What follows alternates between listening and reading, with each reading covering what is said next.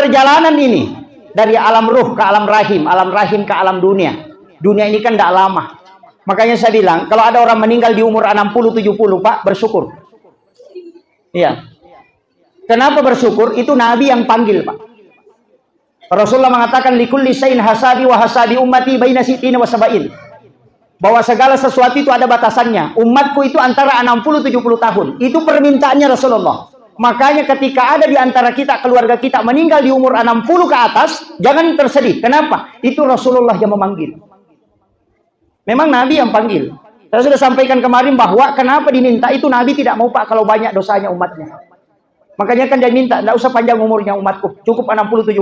Tidak sama umatnya Nabi Isa, jangan ikut itu. Saya tidak mau sampai 1000 tahun, sampai 700 tahun. Saya tidak mau, ya Allah. Cukup antara 60-70. Kenapa? Nabi takut kalau berdosa, terlalu banyak dosanya baru mati. Jadi kalau umur 60 tahun main judi, Pak, paling tinggi 30 tahun main judi berhenti. Tidak bisa dilari. Ya. Kalau 1000 tahun, nah dia main judi itu sampai 900 tahun masih bisa main judi. Dari situ Rasulullah meminta, pendekkan umurnya umatku. Sehingga ketika dia melakukan kesalahan, sedikit saja kesalahannya, tidak lama kau bisa. Tapi permintaannya Rasulullah, karena umurnya pendek, waktunya sedikit, maka ibadahnya yang kau lipat gandakan. Itu coba Rasulullah sudah minta. Makanya kita ini umatnya Nabi bersyukur sekali. Cuma kadang kita ini tidak tahu diri, Pak. Tidak tahu bahwa Nabi sudah kasih bonus-bonus itu, tapi tidak diambil. Makanya saya bilang, ambil itu bonusnya. Banyak sekali bonus. Makanya kitab catatan amal itu, Pak, bisa tercatat 10.000 tahun kita hidup. Padahal kita cuma hidup 60 tahun. Bisa. Jadi jangan biarkan kitab catatan amal itu tertulis hanya 60 tahun. Jangan. Biarkan dia tercatat sampai 10.000 tahun. Kenapa? Orang yang beribadah itu dicatat. Sama dengan ini, Pak. Siapa yang puasa, itu kan ada di kitab. Siapa yang puasa besok, kemudian lusa, kemudian dari Sabtu. Kamis, Jumat, Sabtu. 9, 10, dan 11 Muharram.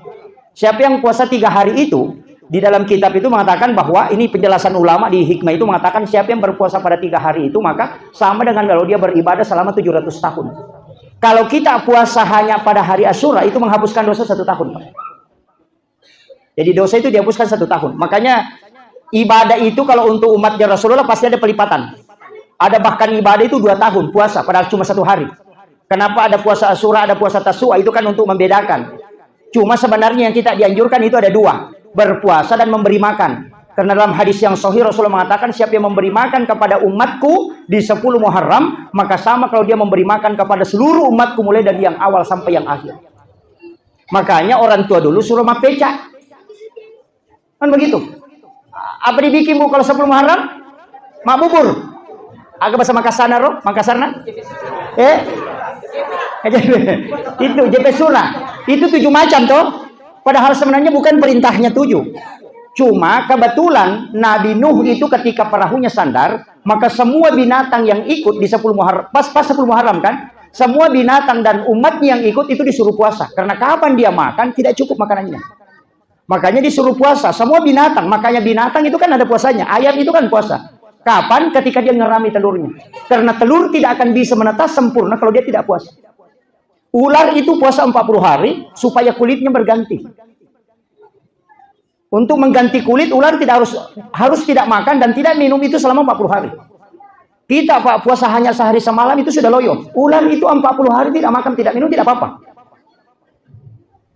Ayam juga begitu kan puasa. Semua binatang itu sebenarnya puasa, Pak. Karena yang ikut di Nabi Nuh itu pasti puasa. Umatnya Nabi Nuh disuruh juga puasa. Karena tidak cukup makanan. Tapi dengan 7 makanan yang dia kasih naik di kapalnya, itu kan sudah habis. Tinggal sedikit semua dikumpul. Maka dia berdoa, ya Allah cukupkan. Itu kan ada di dalam Al-Quran itu salah satu doa yang diabadikan itu. Itu 3 lapas itu. Tapi saya tidak ajarkan. Kalau ini dibaca, Pak, kalau menghidangkan makanan, biar 100 orang makan itu sudah habis. Tapi saya tidak ajarkan itu. Nanti jadi orang kikir itu. Tidak usah pakai. Nabi Nuh kan berdoa, cukupkan makanan ini. Kemudian Allah memerintahkan malaikat supaya memberitahu kepada Nabi Nuh mencampur 7 makanannya itu. Campur itu. Kemudian disuruh masak, memperbanyak airnya. Dari situlah sehingga menjadi bubur. Ada pahami? Apa ya kongka agaga inasu na mega wena mancaji pecai. Tapi kenapa 7 macam? Karena memang jenis makanan yang dia bawa itu cuma 7. Itu bukan mengikut ke Rasulullah, tapi ikut ke Nabi Nuh. Cuma Rasulullah mewasiatkan makanan yang bercampur sampai 5 macam itu sudah ada racunnya. Tapi kita selalu bikin bubur 7 macam. Sebenarnya bukan perintahnya bikin bubur, yang diperintahkan adalah memberi makan. Karena siapa yang bersedekah makanan sama dengan memberi makan semua umatku mulai yang pertama sampai yang terakhir. Di situ kuncinya. Tapi ulama kita dulu tidak merubah. Dia katakan, apa cakno? Kenapa disuruh bikin bubur? Karena bubur itu modalnya sedikit. Kan di situ kuncinya. Ada kelapa 1, gula merah 2 biji, ambil beras 4 gelas, itu 5 orang Pak, tidak bisa habisi. Supaya dia bisa sedekah dengan modal yang sedikit, mulai yang miskin sampai yang kaya, semua bisa bersedekah di hari itu tidak dirubah. Itu caranya ulama kita dulu. Cuma anak belakangan muncul, baru ngaji 1 kitab, langsung bid'ah. Tidak tahu sejarah. Baru katakan tidak ada dalil. Ini kan muncul. Saya kemarin itu dikirimi 10 bid'ah di bulan Muharram. Saya bilang ini orang terbalik otaknya ini. Iya. Di kitab Iyana itu banyak itu. Iyanatul Talibin. Banyak itu. Amalan-amalan di situ. Dan itu kitab hikmah Pak. Bukan kitab fikih. Kitab hikmah itu kitab khusus. Kalau hikmah larangannya istilahnya pemali. Kalau fikih larangannya haram dan makruh. Jadi kalau orang bicara mengatakan pemali berarti bukan fikih, pasti hikmah itu. Jadi ilmu hikmah larangannya pemali. Kalau ilmu fikih larangannya perintah di situ kan wajib, haram, makruh, mubah dan sunnah. Itu ada 5. Kalau standar fikih, kalau standar ilmu hikmah pasti pemali. Makanya Bapak Ibu kalau ketemu dengan nasihat mengatakan pemali, itu bukan ilmu fikih, itu pasti ilmu hikmah. Karena larangan dalam hikmah itu disebut pemali, bukan pakai haram. Ini yang harus saya luruskan. Makanya dia mengatakan pemali sandar di daun pintu. Pemali menggunakan pakaian yang sementara dipakai sebagai lap. Pemali menyapu di rumah di malam hari. Itu kenapa pakai pemali? Karena itu semua ilmu hikmah. Itu pemali, kalau kau kerjakan tidak berdosa, tapi ada dampaknya ke kehidupanmu. Itu istilah pemali. Ini yang harus ditahu. Kenapa dilarang sandar di daun pintu? Karena itu menolak rezeki 40 hari. Orang yang sandar di daun pintu itu rezekinya tertahan 40 hari. Itu ada di kitabnya Imam Sarnuji. Menyapu di malam hari di rumah itu menolak rezeki Pak. Menggunakan pakaian yang sementara dipakai sebagai lap itu menolak rezeki 40 hari. Baju yang sementara sudah dipakai dibuka, alasan mau dicuci kemudian dijadikan lap ketika malam hari, besoknya dicuci, jangan coba-coba pakai mencari rezeki, kau tidak akan berhasil. Itu dipakai istilah pemali karena larangannya kau tidak berdosa tapi dampaknya ke kehidupanmu besar, maka hukumnya dia pakai pemali. Ini orang campur-campur Pak, pemali ditarik ke fikih. Salah betul itu. Baru dia salahkan. Makanya kan begini, kenapa perempuan dilarang buka mulutnya kalau mengunyah kalau makan? Laki-laki kan tidak. Perempuan kan dilarang membuka bibir itu ketika makan. Hanya pada saat menyuap itu disuruh buka.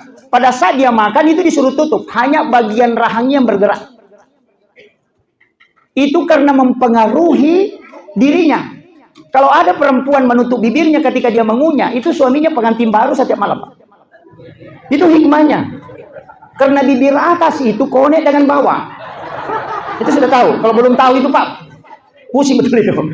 Iya. Makanya orang tua mengatakan pemali wanita makan itu bunyi. Kenapa kita dilarang melangkahi makanan? Kenapa itu? Biasa makan, tangannya kayak eskavator. Ya, ambil sini. Padahal ada ikan di depannya. Dia ambil ayam di sana.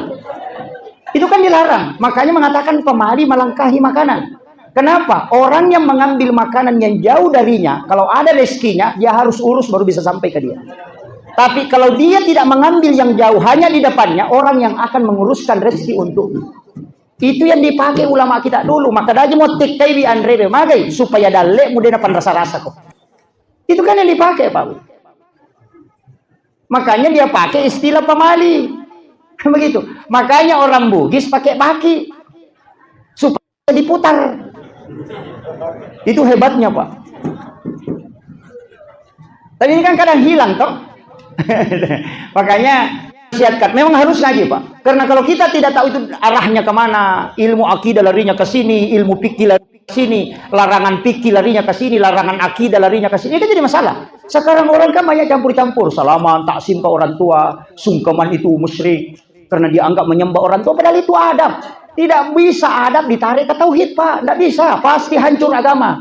Salaman, takzim ke orang tua dengan sungkeman itu kan adab, tidak boleh ditarik ke tauhid. Hormat kepada bendera merah putih musyrik karena menyembah bendera, itu karena dia bicara akidah, padahal takzim kepada para pejuang. Jadi kalau adab larinya ke takzim, kalau akidah larinya ke keyakinan. Makanya penghambaan lari ke tauhid, ulamanya disebut murabbi. Kan begitu. Makanya itu kan dibagi. Kalau fikih kan ada Syafi'i, Maliki, Hanafi, Ahmad bin Hambal. Kalau akidah, Mu'tazilah, Jabariyah, Qadariyah, Sunni dan Syiah. Kalau akhlak, lari masuk ke tasawuf. Gurunya disebut mursyid. Kalau guru fikih disebut beda. Tidak boleh disamakan. Yang sekarang ustaz campur-campur. Contoh akhlak ditarik ke tauhid. Makanya tidak boleh hormat ke bendera. Ini coba-coba. Saya kasih tahu, Pak, kalau tidak boleh hormat ke bendera karena dianggap itu penyembahan, maka bapak ibu juga tidak boleh makan obat. Karena itu musyrik juga itu.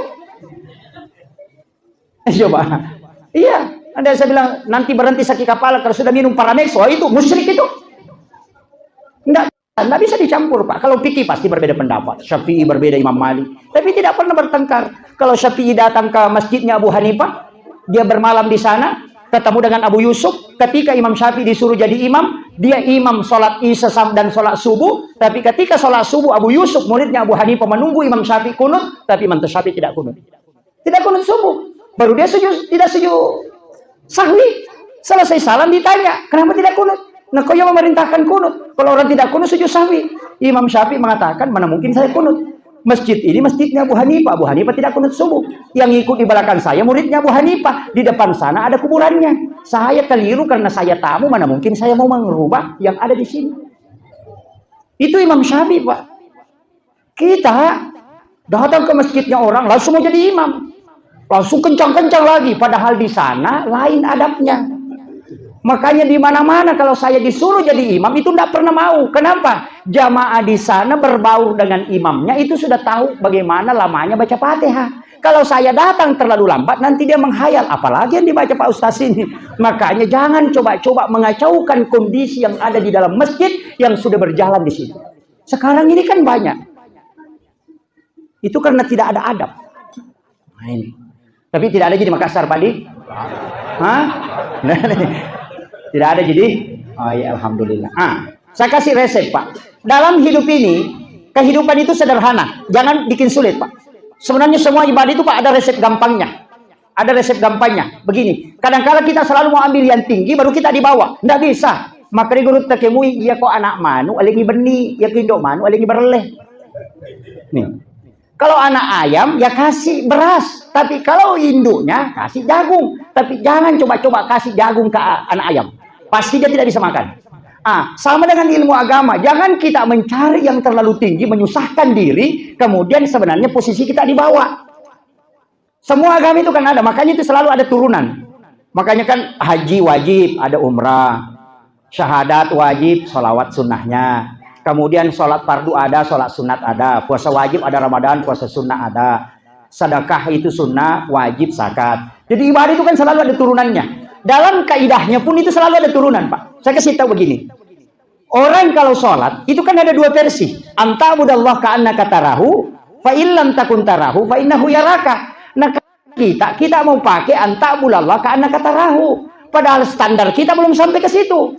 Kalau tidak sampai, pakai yang kedua. Fa'illam takun tarahu, fa'innahu yaraka. Supaya kau tidak susah. Sembahlah Allah seakan-akan kau melihat. Itu yang kita mau pakai. Makanya kalau sholat, Allahu Akbar. Lama sekali. Karena nanti mau terkoneksi ketika mau masuk masjid. Ulama yang terkoneksi 24 jam selalu tidak terlepas. Itu gampang kalau itu yang dipakai.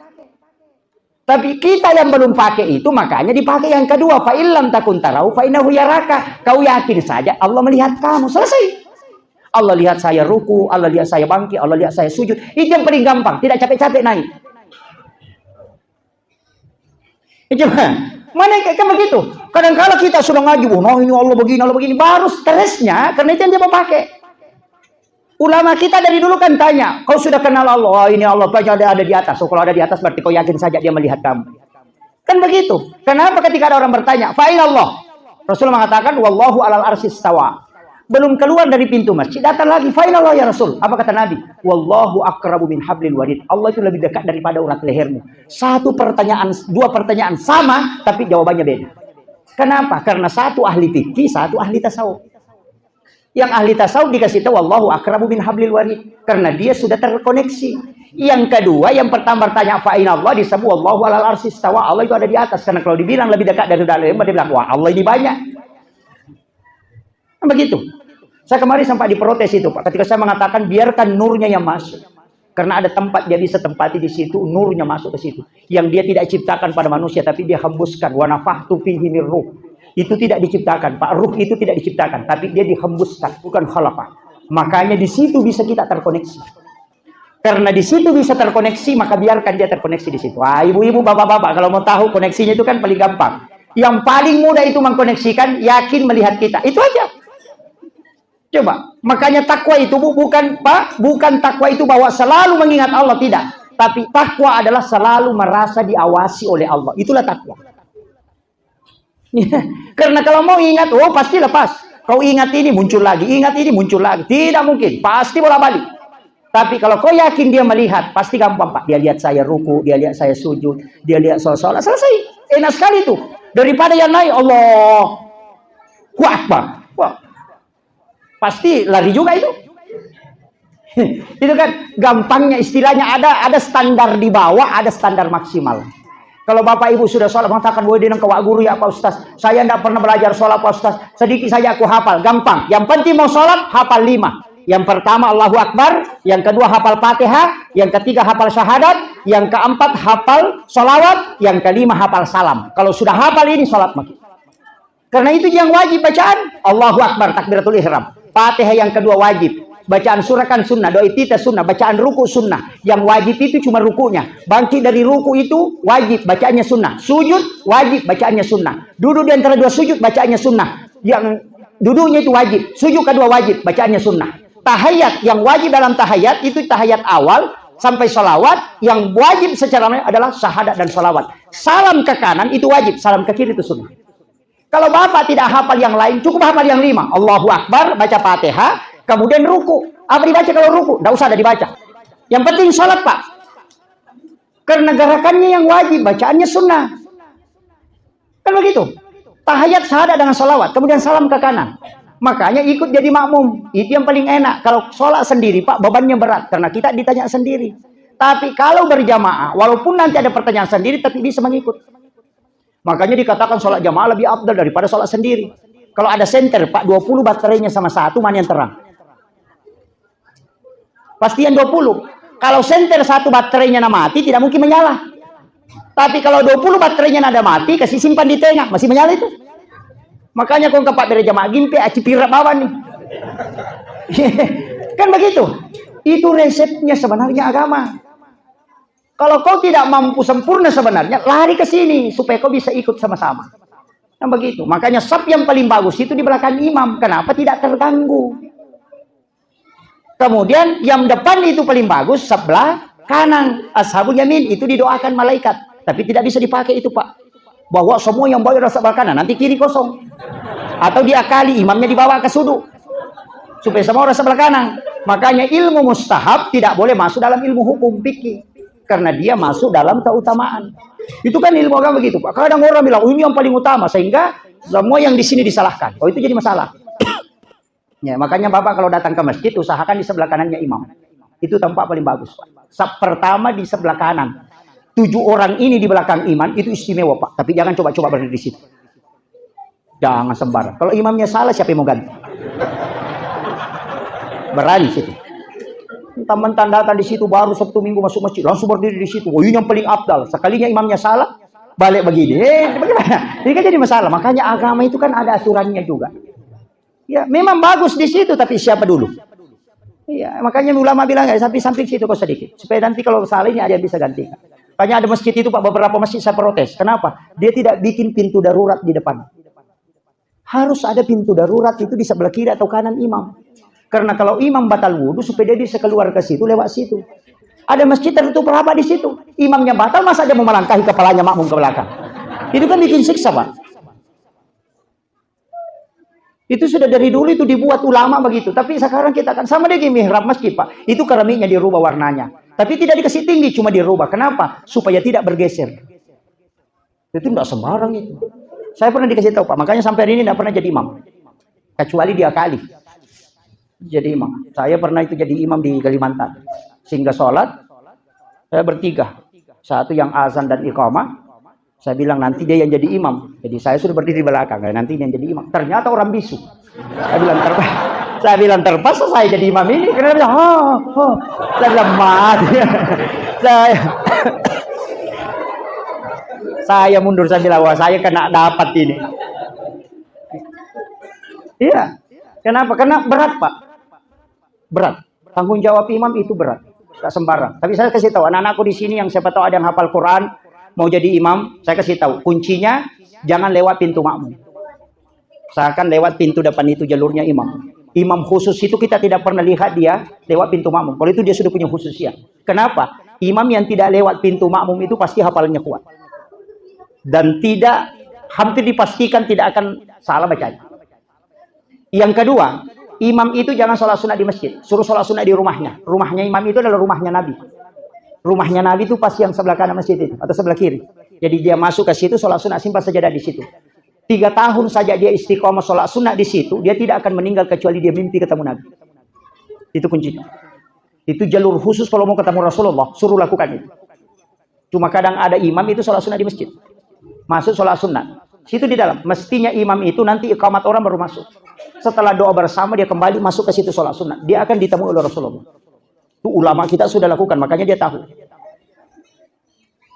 Yang ketiga, jangan coba-coba bicara di atas sajadah tempatnya itu. Mihrabnya. Jangan coba-coba ucapkan lapas-lapas kalimat dunia di situ. Supaya doanya mustajab. Ini yang sekarang imam muda, Pak, main Facebook di tempatnya. Yang bahaya. Makanya saya sering tegur itu, Pak, hei jangan. Bisa kau bergeser, jangan di situ di tempat. Itu saking memuliakannya tempat itu. Karena satu-satunya tempat itu yang bukan disebut masjid, itu mihrab, Pak.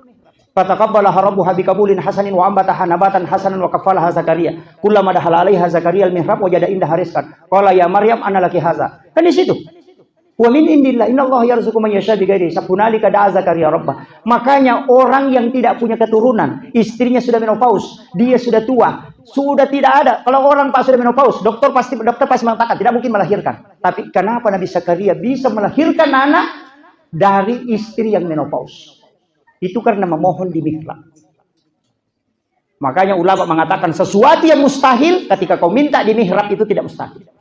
Makanya Rasulullah ketika Isra Mi'raj menemui 2 nabi yang unik itu, Nabi Isa dengan Nabi Yahya. Nabi Yahya lahir dari wanita menopause, Nabi Isa lahir tanpa bapak. Itu 2 hikmah itu, Pak. Tapi saya tidak jelaskan itu. Kondisi itu ilmunya luar biasa.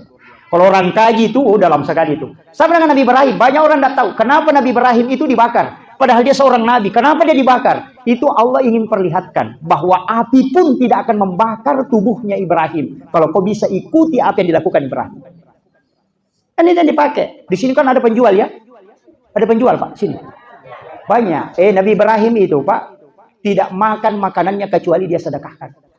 Jadi kalau sudah dihidangkan makanan oleh istrinya, dia keluar jalan cari fakir miskin, baru dia panggil ke rumahnya, baru dia suapi, baru dia makan. Makanya disebut Khalilullah.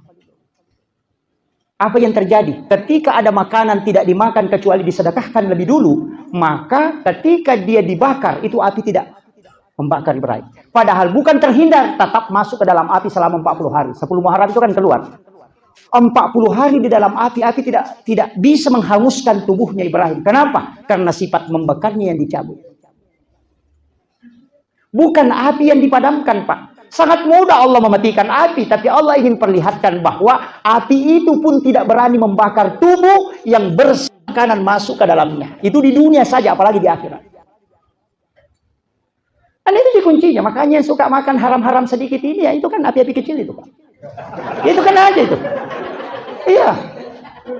Makanya kalau mau terhindar dari api neraka kan itu kullu lahmin nabati min hanarin min pannaru auladin. Kan itu. Setiap daging yang termasuk dalam makanan yang haram, maka api neraka yang akan membersihkan. Kan itu sih kuncinya.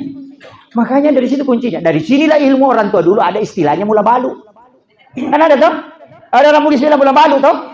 Agak semula balu, Bu. Pembeli pertama uangnya irakotai baru simpan. Oh, salah memang. Dari situlah pakai istilah mula balu. Yang dimaksud mula balu, ketika pertama kau menjual, jangan kau ambil langsung itu. Sisakan sebagian untuk kau sedekahkan, supaya kau tidak akan terbakar tempatmu dan usahamu tidak akan macet. Itulah ya mula balu. Yo pwede rako ini taro. Nah, pemakaian mula balu. Salah memang ini bahayanya kalau tidak tahu ilmu, Pak. Diikuti mula balu, diikuti, tapi dia napahangi ke dipakiro. Maka orang yang melakukan itu setiap pembeli pertama dia sedekahkan, namona tunu api tawun rona de tonan reak. Itu kuncinya. Dan itu ilmu, makanya tuh pandita aja mau pakai Pak Dong selama ya banna tuh mujamah. Cuma sakama kan kamu tuh jawa guri Pak Ustaz mula balu, nan remati api, nan mau taruh nih. Kan begitu. Ini yang tidak ditahu kita. Kemudian apalagi dibikin orang 10 Muharram, Bu? Mali pasero. Patapi. Mali baki. Saya pernah baca di buku kecil itu, tapi buku itu saya tidak beli. Itu saya dulu dapat di Kuitang, penjual buku bekas itu.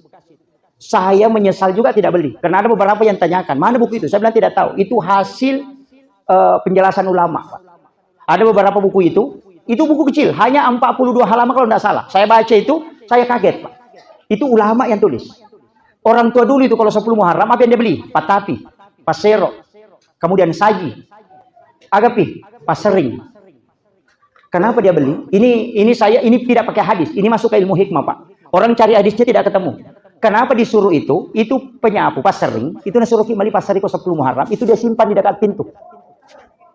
Dia tidak pakai itu. Dia pakai masering. Dia tidak pernah pakai menyapu itu. Dia simpan, dia gantung itu. Tapi setiap mau tidur, dia ambil sapu itu, dia balik. Kasih di atas hijaunya. Kalau sapu hijau. Kalau lidi, dia pengloyase pasari di dina. Nah, paling yawa. Kenapa? Nanti subuh, bangun subuh, dia gantung lagi. Mau tidur, dia simpan lagi. Ternyata di ilmu hikmah itu ditemukan. Orang yang beli sapu itu di 10 Muharram. Kalau dia balik, simpan di pintu. Kalau ada pencuri, baru di tangga itu orang sudah bangun di atas. Itu ilmunya. Kemudian timba itu pun tidak dipakai. Dia simpan di dekat tempat airnya, dia gantung. Tapi kalau dia mau tidur, dia ambil timba itu, dia masukkan di tempat airnya, baru dia tutup. Nanti kalau pagi dia gantung lagi supaya tidak rusak, dipakai 1 tahun. Kenapa? Sebenarnya orang yang merendam timba itu di 10 Muharram itu tidak akan kena santet. Satu rumah itu tidak kena. Itu penangkal tidak pakai baca-baca, Pak. Kemudian, kenapa pakai saji dengan patapi? Kalau ada anak disembunyikan jin, pakai itu. Bahkan ada ulama mengatakan, kalau ada orang kerasukan, ambil itu, pukul dia. Bacakan sholawat. Berhenti itu. Itu hebatnya, Pak. Orang tua dulu itu tidak sembarang beli. Itu ilmu-ilmu orang tua dulu. Makanya disebut ilmu hikmah. Karena ilmu yang lahir dari ilmu. Jadi tidak sembarang itu. Karena itu hari keselamatan, Pak. Hampir semua nabi mendapat keselamatan di situ. Nabi Yusuf keluar dari penjara. Kan begitu. Itu ilmunya. Ini sudah 1 jam lebih, Pak, saya cara. Mau jam 10. Bukan belum. Sudah 1 jam ini. Saya baru tiba ini dari Kalimantan, Pak. Saya dari haul 3 tahunnya Haji Saraping almarhum di Samarinda, yang punya kapal Prince Soya itu. Jadi saya kasih tahu begini, bahwa dalam Islam ini begitu luas kajian ilmu, Pak. Jadi makanya kita ini jangan mudah menyalahkan. Orang tua dulu itu pintar sekali ilmunya. Ada satu ilmu itu yang saya pernah salahkan sampai berbolak-balik. Tapi Allah membukakan saya, kenapa saya bisa temukan dasarnya. Ini di kitab Tabaqatus Syadidatul Kubra. Saya bisa dapat itu. Oh, ternyata ini. Makanya saya lakukan kembali. Apa? Cermin di bawah ayunan itu. Ketika ada anak kecil diayunkan, biasa dikasih cermin. Atau pisau yang mengkilat. Itu dulu itu saya sampai marah-marah. Ini cermin disimpan di bawah, siapa yang mau pakai? Dia mengatakan itu penangkal. Apa penangkalnya di bawah? Ternyata itu ada Pak Dianunya. Ilmu jin itu ditemukan ulama bahwa cicak itu memang kan ada jin namanya Umi Sibyan, itu yang bisa membunuh janin dalam kandungan. Makanya Nabi mengatakan siapa yang membunuh cicak dengan 1 kali memukul itu kan 150 hasanah. Kalau 2 kali baru mati itu tinggal 100. Kenapa berkurang? Karena dibolehkan membunuh tapi dilarang menyiksa. Kenapa? Karena di dalam cicak itu ada jin namanya Umi Sibyan. Jin perempuan itu yang rambutnya panjang dan bisa membunuh janin dalam kandungan. Bahkan yang membuat tubuh anak bayi itu biru-biru itu sebenarnya Umi Sibyan. Makanya cermin itu adalah salah satu penangkal yang paling bagus. Ketika ada cicak terpantul dengan cermin, pasti jinnya keluar. Itu ilmunya itu, Pak. Makanya dia simpan cermin. Saya salahkan itu lama, Pak. Nanti ku tahu baru bilang, oh ya, minta kembali. Baru kan aku tahu. Itu. Makanya saya bilang ilmu orang tua dulu itu karena belajar sama wali.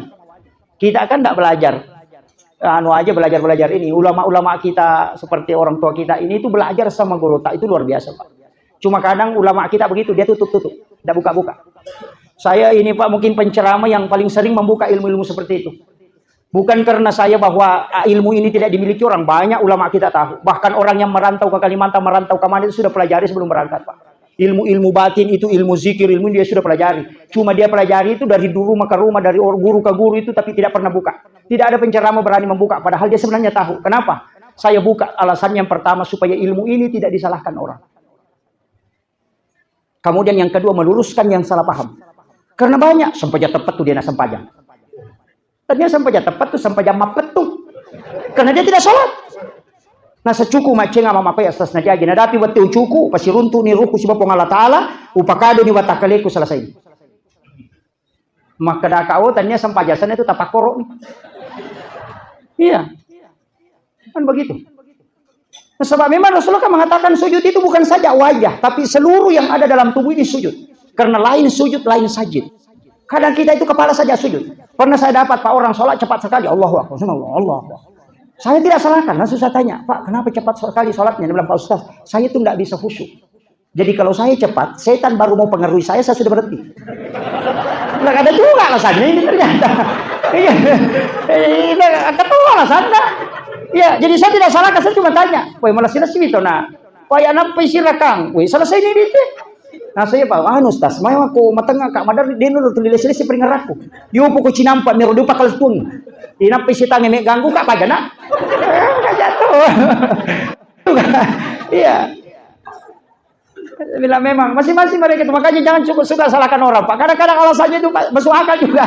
Saya bilang ini juga, dan bilang itu kayak Pak Ustaz Sinata, yang namanya kulallahu logan rusuk deh. Iya. Baca Fatihah itu dia namanya ada ulah buka mana Pak Ustaz. Yang penting maka ada si sambung di paringan raku aja nalese. Iya, tuliam ni roja Ustaz aja nalese Itu lu jaga nasa. Apa aku malampi? Ai mana-mana angka motor rokok korong kanu. Ada juga alasannya memang. Iya, jadi ya begitulah hamba Allah. Kemudian saya kasih modal, Pak. Ini kan sebenarnya tadi yang hanya seputaran malam. Saya kasih modal begitu. Kita kalau mau selamat, itu Nabi sudah buka semua.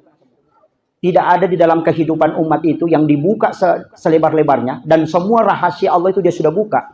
Kecuali kepada umatnya Rasulullah. Makanya ibadah itu kan ada yang disandarkan ke Nabi, ada yang disandarkan ke Allah. Sunnah itu disandarkan ke Nabi, yang wajib disandarkan ke Allah. Kalau Ibrahim itu tidak, ibadahnya cuma sandarannya ke Allah. Makanya kayak sesampainya sunnah, kesampainya perlu. Yang fardu itu kita mengatakan sholat kepada Allah itu karena Allah yang mewajibkan. Yang sunnah itu kan Nabi. Kenapa disandarkan ke Nabi? Pada semua ibadah kan lari kepada Allah. Itu karena kasih sayangnya Allah kepada Rasulullah. Makanya kita itu, Pak, saya mengatakan pakai jalur itu. Di mana kita mau takut? Di mana kira-kira? Menjelang kematian takut? Jangan. Nabi itu sudah mengajarkan doa. Allahumma hawwin fi zakaratil maut. Baca saja itu, Pak. Baca itu Nabi sudah buka. Yang kedua, di alam kubur kita takut. Kenapa takut? Nah, Nabi sudah ajarkan. Itu doa alam kubur itu kan ada. Doa alam kubur, kalau tidak bisa baca doanya, pakai surahnya, suratul mulk. Orang yang baca suratul mulk setiap malam, itu jasadnya tidak rusak dimakan tanah. Itu dijaga betul itu. Dan itu adalah perisai dari asap kubur. Makanya disebut surah Al-Munji'ah. Ibu sesibuk-sibuk apanya main Facebook, hentikan kalau maghrib isya. Baca satu kali saja. Itu kuncinya. Itu sudah selamat. Pertanyaan mungkar nakir kita takuti, jangan takut. Sudah dibongkar Nabi, Pak. Marabbuka man nabiyuka. Tidak ada kalau orang mau masuk ujian dikasih tahu soalnya, Pak, pasti mudah di dalam. Kita belum masuk kubur sudah dikasih tahu soalnya. Kan begitu? Kan itu yang ditanyakan, marabbuka man nabiyuka. Dan ingat, ada orang itu ditanya seperti itu, Rasulullah mendampingi karena banyak salawat kepada Rasulullah. Itu pentingnya salawat. Nanti Nabi yang memberi syafaat. Dan itu kuncinya. Di mana lagi? Kita mengatakan di titian siratal mustaqim. Nah, Nabi sudah ajarkan ini yang kau lakukan supaya kau mudah melewati. Kan begitu? Di padang mahsyar ada yang dikasih naungan. Siapa? Orang-orang tertentu, Pak. Makanya amalkan itu. Makanya saya bilang, Bapak mengatakan, pahalaku sedikit Pak Ustaz, banyak dosaku. Nah, ada amalan sedikit tapi nilainya besar. Sholat sunnah awabin. 6 rakaat antara maghrib dengan isya. Itu kan sama dengan 12 tahun sholat. Kan begitu? Awabin dibikin lagi 2 waktu. Ujungnya duha dengan antar maghrib isya. Itu 2 waktu, Pak. Awabin itu ada 2 waktu. Puasa. Puasa apa? Tidak, saya cuma kuat puasa. Kalau kuat puasa, ambil 13, 14, 15. Disebut puasa putih. Nabi mengatakan sama kalau berpuasa 1 bulan penuh. Nah, itu gampang sekali. Mengatakan saya tidak bisa lagi itu Pak Ustaz. Sedekah aja bisa, ada sedikit uangku. Sedekah saja. Tapi jangan lihat uang berapa. Kalau lewat celengan tutup mata, tarik 1 lembar, masukkan ke situ, jangan dihitung. Itu Allah yang bilang. Siapa hambaku yang memberikan kepada aku tidak menghitungnya, saya pun akan membalasnya dengan tidak menghitungnya. Itu yang disebut dengan sedekah rahasia. Kalau ditarik 50.000 didorong lagi mas. Cari yang paling kecil. Nah, itu dihitung juga itu. Kan begitu. Apalagi zikir Pak Ustaz, tidak bisa bersedekah, tidak bisa juga puasa, susah sholat sunat. Apalagi berzikir saja. Ada zikir yang paling berat timbangannya. Subhanallah bihamdi, ada halki wa ridha nafsi wa sinata arsi wa midada kalimat. Itu saja dibaca 3 kali. Nabi mengatakan setengah hari orang zikir ditimbang 10 kali lipat. Itu masih lebih besar pahalanya, lebih berat dibanding dengan kau baca 3 kali. Tapi merjing. Mana lagi Pak? Kemudian tidak bisa melakukan apa-apa Ustaz. Tidak bisa ini, tidak bisa zikir karena sibuk dia gak bisa baca. Istighfar banita salawat. Ya kalau dia mau patul layar pakai kibannya tidak. Ya kalau dia mau patul layar jangan tak buat dosa. Saking mudahnya. Makanya ini yang saya kasih tahu. Kalau masih tidak bisa, dia tutup satu kuncinya. Doakan orang-orang alim. Doakan para ulama, doakan para wali. Insya Allah dia akan tarik kita. Itu aja Pak. Jadi ini tuh kami makun rokok dari agak pemakna macila kata orang kota makira naka. Apalagi kalau sudah hadir begini Pak, sudah ini majelis yang didoakan para malaikat. Makanan kalau sudah fokus sudah matinro, taruh di matinro. Ya, kalau yang tidur itu kan malaikat protes itu kepada Allah. Ya Allah, itu hambamu yang kumpul di majelis, dia tertidur. Allah mengatakan, dia bersama orang-orang yang aku rahmati. Makanya aku rahmati dia. Makanya ulama kalau ceramah ada orang tidur, dia bilang jangan bangunkan. Kalau bisa kau kasih bantal dia. Karena satu-satunya ibadah perbuatan yang tidak berdosa itu cuma tidur, Pak. Iya, orang tidur itu tidak mungkin berdosa. Makanya an-naumu tarkul haram. Makanya orang Indonesia itu ulamanya selalu bilang, tidurnya orang berpuasa ibadah. Karena dia bilang, kalau dia tidak tidur banyak dosanya. Kalau dia tidur tidak berdosa. Makanya ada orang sudah sholat subuh langsung tidur. Jam 5:30 baru bangun. Setengah jam di puasa. Tidak banyak dosanya. Makanya an-naumu tarkul haram tuh. Makanya tidak kena haram. Makanya ulama kita mengatakan, untung dia tidur di tengah orang baik. Kalau dia tidur di tengah penjudi, kan begitu. Makanya ulama dulu itu kasih sayangnya luar biasa. Nah kita ini Pak sedikit-sedikit baru orang baca 10 pakai tasbih bid'ah, neraka. Wih, masa orang baca subhanallah masuk neraka? Gitu, baca tahlil dikatakan bid'ah, masuk neraka. Orang kafir 100 tahun baca la ilaha illallah masuk Islam. Tapi masa orang Islam baca la ilaha illallah 100 kali, kalau ada orang meninggal dibilang kafir? Tidak masuk akal itu Pak. Nah ini makanya saya tidak cuci otaknya, saya cuma kasih tahu kenapa ulama kita dulu selalu menjaga itu. Itu karena memberitahu ini alasannya. Saya kira ini yang penting saya sampaikan, tinggal Bapak nanti pilih. Mau ikut yang mana? Yang jelas ulamanya jadi wali atau baru cari-cari tempat. Silakan. Nah itu saya, makanya saya kasih tahu memang. Makanya guru kita doakan beliau orang tua kita, panjangkan umurnya oleh Allah. Termasuk adalah kekasih-kekasih Allah. Beliau kita bersyukur. Kita bersyukur di tengah-tengah kita ada orang yang diutus oleh Allah untuk di tempat ini. Dan itu tidak sembarang. Jaga beliau, doakan beliau, sering bersilaturahmi, minta nasihatnya. Selama masih ada orang-orang seperti beliau ini di tempat ini, insya Allah, kita akan terjaga. Itu yang banyak orang mau cabut Pak sekarang. Hanya saya wasiatkan, jaga tempat ini penuh berkah. Di sini tempat orang belajar agama, ini penuh berkah. Selalu dijaga oleh para malaikat-malaikat Allah. Itu penting. Dan ini adalah tolak bala. Di mana tempat ada orang mempelajari Al-Quran, maka itu malaikat bersah. Tempat ini. Seandainya bukan karena ada tempat begini, Pak, sudah kacau di tempat. Kenapa? Penduduknya padat sekali. Stres orang kalau masuk. Iya. Tapi karena rahmat Allah masih menjaga tempat ini, karena ditempati untuk seperti hal ini, itu masih dijaga. Itu Pak kepala korangi atau mak guru agama, Pak, simak na kampung. Simak na kampung. Jangan hilangkan. Itu wasiat saya. Jangan, kalau saya Pak, tidak usah terlalu dihargai apa. Saya datang hanya kayak begini, satu kali saja, 5 bulan, 6 bulan. Ulama-ulama kita yang di sini kita harus jaga. Guru-guru kita yang di sini yang harus kita jaga. Karena kalau orang ustaz itu sudah terus begini, jangan. Kita ini hanya sekali datang ke sini, Pak. Kalau sudah pergi di mana kita mau belajar, pasti sama beliau. Kalau kita mau belajar sama saya, udah bisa, jauh tinggal di sana. Datang ke Sidrap tidak ketemu. Kadang saya itu di kampung Pak cuma 3 hari dalam 1 bulan. Makanya saya bilang kita bersyukur ada ulama kita tinggal di sini, guru-guru kita, itu penting. Minta nasihatnya, minta didoakan. Bersilaturahmi dengan para kekasih Allah itu terbaik. Itu penting. Saya kira ini yang penting saya sampaikan. Saya mohon kepada jamaah, mohon didoakan. Supaya saya tetap istiqomah. Diberikan kesehatan dan umur panjang untuk terus berdakwah. Karena kalau bukan doa Bapak Ibu sekalian itu saya kadang itu bingung Pak. Kadang tidak tidur 2 hari 2 malam. Terus begini, naik apa? Kalau pikiran otak itu sudah tidak beres. Orang tidak tidur 2 hari 2 malam itu bisa gila itu. Tapi begitu karena berkat doa-doa para jamaah. Makanya saya kalau ketemu orang itu Pak, cuma ada musibahnya juga jadi viral. Pak mengatakan sudah viral di YouTube, itu musibah juga itu. Ketemu orang di bandara itu tidak minta amalan, cuma minta selfie.